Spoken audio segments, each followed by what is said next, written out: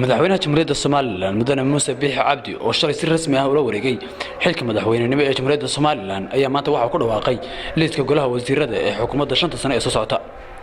waxaana halkaas ka akhriyay afhayeenka madaxtooyada jamhuuriyadda Soomaaliland mudane Xuseen Deyr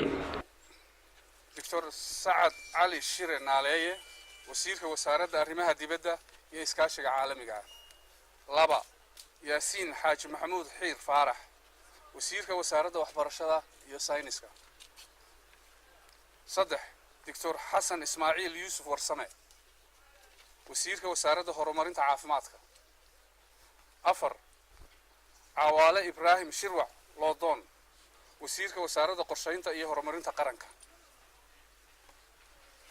5 Maxamed Kaahin Axmed wasiirka wasaaradda arrimaha gudaha 6 Ciise Axmed Yuusuf Cabdallah wasiirka wasaaradda gaashaandhigga 7 Yuusuf Maxamed Cabdi Raage wasiirka wasaaradda horumarinta maaliyadda Cabdiqani Maxamuud Caateeye Fariid wasiirka wasaaradda cadaaladda 9 Sheekh Khaliil Cabdilaahi Axmed Rooble wasiirka wasaaradda diinta iyo awqaafta 10 Axmed Muumin Seed Habane wasiirka wasaaradda horumarinta beeraha 11 Cabdirashiid Xaaji Ducaale Qambi Cabdallah wasiirka wasaaradda hawlaha guud dhulka iyo guriyeynta 12 Yuusuf Mire Maxamuud Nuux Boos wasiirka wasaaradda dhalinyarada iyo ciyaaraha 13 Dr. Cabdiwali Sheekh Cabdullaahi Sufi Jibriil wasiirka wasaaradda isgaarsiinta iyo tiknoolajiyada 14 Maxamuud Xasan Sacad Iidle oo loo yaqaan Saajin wasiirka wasaaradda ganacsiga warshadaha iyo dalxiiska 15 Hinda Jaamac Xirsi Maxamed wasiirka wasaaradda shaqo gelinta arrimaha bulshada iyo qoyska 16 Maxamed Axmed Maxamuud Cawad wasiirka wasaaradda horumarinta maalgashiga 17 Xasan Maxamed Cali Gaafadhi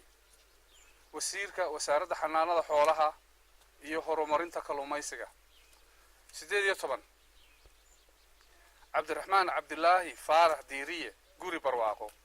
wasiirka wasaaradda warfaafinta wacyigelinta iyo dhaqanka 19 Shukri Xaaji Ismaaciil Maxamuud Baandare wasiirka wasaaradda deegaanka iyo horumarinta reer miyiga 20 Salebaan Yuusuf Cali Koore wasiirka wasaaradda horumarinta biyaha 21